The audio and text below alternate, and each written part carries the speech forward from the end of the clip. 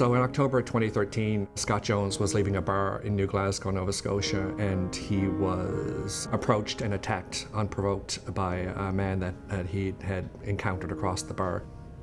And this man stabbed him in the back twice, and those injuries left Scott paralyzed. Within 6 to 8 months after the attack, during his victim impact statement, Scott forgave his attacker, much to the surprise of everybody in the courtroom. It is an act that Scott himself has been trying to unpack in his life ever since. My name is Scott Jones, and I'm in town because a play that I co-wrote with Robert Schaaf that is produced by Artistic Fraud, I Forgive You, is premiering at the end of this month. The story takes us from that event through what he's famous for, which is forgiving his attacker, through to today. We're in the second week of rehearsal. We've been on quite the journey. We started out in a very different place. It's at every stage gotten bigger and bigger and bigger.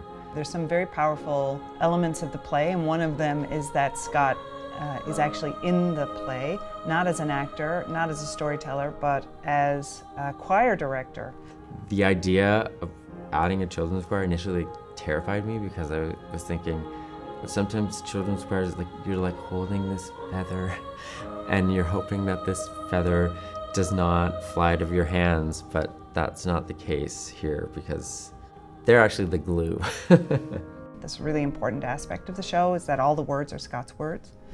And Robert, of course, crafted it all together. Ultimately, what I've come to discover in working with Scott is that my notion of what his story was completely simplistic and an entry point only. A lot of the content in the play is stuff that I really haven't expressed to really anyone in my life. You're not prepared for the show that you're about to see.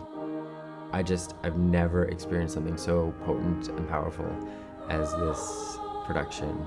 We are capturing twists and turns in the path of forgiveness.